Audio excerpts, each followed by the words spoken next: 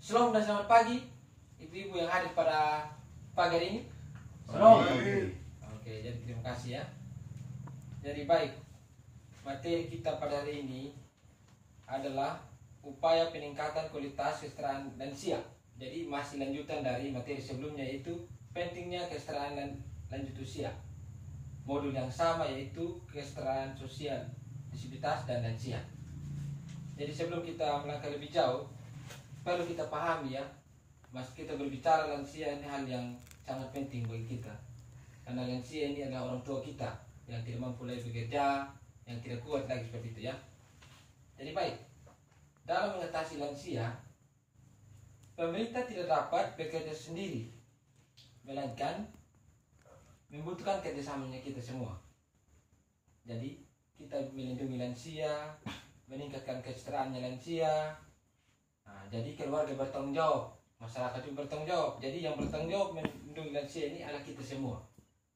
Jadi paham ibu ya? Jadi baik, sebelum kita mendalami lansia, saya mau bertanya dulu. Yang pertama, apa sih yang dapat kita lakukan kepada lansia dalam keluarganya kita? Mama-mama ada yang memiliki orang tua? Ada. Oke. Itu yang pertama. Ada yang mau menjawab? Saya Pak Pendamping. Oke, Ibu Alfon. Jadi baik untuk keluarga yang perhatikan lansia, itu yang pertama, keluarga harus memberikan motivasi kepada lansia agar lansia itu bisa jaga kesehatannya. Terus yang kedua, mengenai makanan juga keluarga harus memperhatikan untuk minum makanan pada lansia. Kemudian yang berikut tentang pakaian juga sama. Setiap keluarga juga harus mencuci pakaian lansia agar kesehatan itu terjaga dengan baik. Mungkin itu saja Pak Pendamping. Oke, kita berikan aplaus buat Ibu Alfon. Jadi jawabannya sangat menarik. Dan punya orang tua di rumah? Punya. Oke, pantas saya di Ibu Alfon ya. Sering membantu orang tua? Sering juga. Oke, jadi baik. Yang kedua, kita berbicara dalam konteks lingkungan masyarakat. Nah, kira-kira apa yang dapat kita lakukan terhadap lansia di lingkungan masyarakat? Mungkin Ibu Nathan atau Ibu Jeffrey? Ya, saya Pak Pendamping. Oke, Ibu Jeffrey. Terima kasih. Mungkin dari saya kita bisa memberikan makanan, minuman, kasih sayang, sehingga bisa terjaga kesehatannya. Dan dengan memberikan kasih sayang, kita bisa memberikan umur panjang terhadap orang tua, karena lansia tersebut merupakan cermin kita, karena lansia tersebut adalah cermin kita di masa depan nanti. Kita berikan aplaus buat Ibu Jeffrey. Pemahaman yang sangat menarik. Jadi ibu-ibu, yuk kita lihat Richard 9. Kita kenali apa yang kita harus lakukan terhadap orang tua kita. Oke, jadi saya bacakan ya ibu-ibu ya. Nah, pertama, tugasnya kita sebagai generasi muda yang masih kuat, anaknya atau keluarganya lansia yang apa begitu. Nah, tugasnya kita begini. Kita menyediakan makanan yang sehat, termasuk mengingatkan untuk makan. Dan jika ada orang tua kita di rumah, jika ada lansia yang tidak mau makan, kita jangan marah lagi. Dia tidak makan, kita usah kasih lagi, jangan gitu ya ibu ya. Nah, tugasnya kita bagaimana kita melayani lansia dengan baik. Ya, oke ibu. Yang kedua, memperhatikan kesehatannya. Jadi bukan hanya sebatas orang tua kita hanya di rumah karena dia tidur di rumah, tidak. Kita perlu memperhatikan kesehatannya. Kita bisa mengantarnya di puskesmas, di posyandu lansia, atau bahkan rumah sakit seperti itu ya. Oke. Yang berikut lagi, mengingatkan untuk beribadah. Ini penting ini. Ya.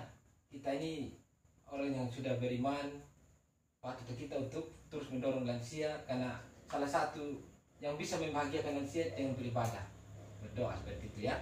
Oke. Yang berikut lagi, memberikan kesempatan untuk berolahraga berharga, termasuk menemaninya berjalan pagi. Jadi jika lansia di rumahnya kita ibu-ibu atau orang tua kita perlu mengajak berolahraga. Kenapa? Supaya dia kuat, ya, supaya kesegaran tubuhnya itu meningkat begitu. Yang berikut lagi, nah ini yang menjadi tantangannya kita ibu-ibu. Kadangkala kalau orang tua mengeluh di rumah atau minta inilah menyusahkan kita lah. Seringkali kita mengeluh. Nah, saya mengajak ibu-ibu untuk kita menjadi pendengar atau sahabat orang tua atau lansia. Nah itu ya. Jadi jika ada orang tua yang mengeluh, minta ini, maunya begini, kita menjadi sahabatnya dia. Jadi jangan kita membentak atau mengeluh terhadap keluhannya dia begitu ya. Oke. Yang berikut lagi, yang perlu kita pegang ya ibu-ibu, mengasihi orang tua dengan tulus itu sangat penting. Ya, kenapa? Karena nanti juga kita ini ibu, kita menjadi tua. Jadi belajarlah kita memperlakukan lansia dengan baik. Nah, dengan memposisikan kita yang akan datang seperti itu. Yang berikut lagi, memperhatikan kedekatan hubungan antara suami dan istri. Nah, ini kadang-kadang ibu, kalau sudah tua, kita saling berjauhan, ya toh? Beda kalau orang tua masih muda dulu, jatuh cintanya mereka masih apalah. Kalau sudah tua, semakin menua dia semakin lupa bagaimana dia jatuh cinta dengan istrinya, suaminya, lupa dia. Ya, seperti itu. Bagaimana kita mempererat kembali mereka, mendekatkan mereka, itu salah satu cara untuk membahagiakan mereka seperti itu. Yang berikut lagi ibu-ibu, memberi kesempatan untuk kegiatan sosial lainnya bersama-sama. Yang berikut lagi, memberikan kegiatan yang merangsang memori dan ingat seperti membaca, mengisi keterampilan. Nah, ibu-ibu, salah satu yang bisa merangsang pemikiran lansia dengan kita bertanya. Nah, contohnya kita bertanya sejarah leluhurnya kita, terus turunan-turunannya. Nah, itu saya rasa ibu-ibu, orang tua zaman sekarang itu cepat sekali ya kalau kita berbicara tentang kebudayaan. Karena orang tua itu sering bercerita seperti itu. Oke, ada yang mau menanggapi? Ada mau masukkan terhadap lansia dalam keluarga? Tidak ada ya? Tidak ada. Oke, saya lanjut. Sekarang kita mengenali bagaimana masyarakat dapat melakukan atau membantu lansia dalam membantu pemerintah ya. Nah, di sini kita dapat melihat di chart 10. Nah, di sini kita melihat peran serta masyarakat. Ada yang tahu peran serta masyarakat? Salah satu ada yang Ibu Nathan? Ya, terima kasih pendamping untuk berbicara lansia ini peran peran masyarakat gitu ya. Umumnya tentu salah satunya kalau masyarakat selain keluarga dekatnya ya mungkin masyarakat itu memperhatikan ya bisa membantu, misalnya membantu mungkin saja keluarganya tidak tahu urus kelengkapan misalnya BPJS begitu ya. tidak tahu itu atau tidak tahu nomor HP bidan atau perawat begitu ya. Jadi masyarakat keluarganya atau siapa saja bisa memberikan ke di anaknya dari lansia itu mungkin peran masyarakat sekitarnya begitu bisa membantu lansia.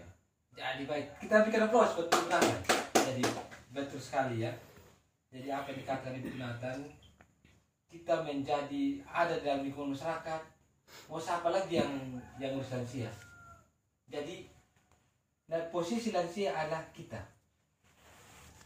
Yang melihat lansia adalah kita. Jadi tugasnya kita lah bagaimana memperlakukan lansia itu dengan sama halnya memperlakukan diri kita sendiri seperti itu. Oke?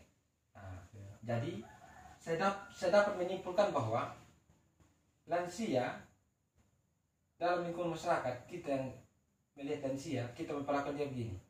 Kita bekerja sama dengan puskesmas, seperti yang disampaikan Ibu Nathan tadi, mengurus di BPJS, ya loh, menyediakan pesandu lansia, Yang berikut lagi menginisiasi kegiatan seperti senam lansia, rekreasi, itu biasa dilakukan di posyandu ya ibu-ibu. Yang berikut lagi menggarap pertemuan lansia rutin mengikuti pengajian, kebaktian, seni budaya dan arisan. Jadi kita jangan membatasi lansia jika ada keinginan untuk di kesananya ya. Oke. Yang berikut lagi mengajak lansia ikut hadir dalam kegiatan gotong royong. Yang berikut lagi mengundang lansia hadir dalam acara-acara RT/RW. Jadi karena dia lansia, kita jangan beranggapan lagi bahwa dia tidak mampu lagi, atau tidak kuat lagi, pemikirannya sudah tidak baik lagi. Jangan. Karena salah satu yang bisa membangkitkan semangatnya lansia itu dengan mempertemukan dengan orang-orang banyak seperti itu, ya, mengenal tempat-tempat hiburan yang bisa membahagiakan dia. Seperti itu ya ibu. Yang berikut lagi membantu penguatan keluarga yang menghadapi lansia yang bermasalah. Nah ini kalau jika ada lansia yang pusing begitu ya, yang mungkin ada keturunan gilanya seperti itu. Yang berikut lagi merujuk ke lembaga yang terkait jika menemukan lansia bermasalah atau mendapat kekerasan. Jadi fungsi utamanya kita. Jadi kalau kita menemukan lansia yang terlantar, marilah kita membantu untuk memberitahu pihak-pihak terkait, seperti RT/RW, desa, dinas sosial, ya, jadi seperti itu. Ya. Itu bisa juga melalui pendamping PH. Ya, ibu-ibu paham? Jadi kalau seandainya nanti ibu-ibu pulang ke rumah, jika menemukan lansia yang terlantar di jalan, bisa memberitahu pihak-pihak terkait seperti itu. Yang berikut lagi memiliki lembaga rujukan terkait dengan kebutuhan lansia. Ada yang tahu ibu? Kira-kira lembaga mana? Jadi lembaga yang terdekat contohnya posyandu lansia. Jadi itu ya ibu. Dan sampai di sini apakah ada yang mau menambahkan atau mau bertanya tentang peran serta pemerintah dalam menangani lansia? Ada yang bertanya? Saya beri waktu. Saya pendamping. Oke, Bunata. Ini kalau sama ini materi pendamping semuanya saya rasa ternyata juga, tapi ada salah satu saya tadi tentang gotong royong yang dilibatkan lansia, itu maksudnya apa Pak pendamping? Jadi baik, gotong royong artinya misalnya dalam kegiatan adat istiadat atau kerja bakti, dengan melibatkan lansia, dia melihat banyak teman, dia merasa bahagia. Ya kan, dia merasa terpandang bahwa dia dianggap oleh orang begitu, seperti itu. Terima kasih Pak pendamping. Oke. Masih ada lagi? Tidak ada lagi ya? Oke, jadi baik. Demikian pertemuan kita pada pagi hari ini. Sampai berjumpa pada pertemuan berikutnya. Salam dan terima kasih. Salam.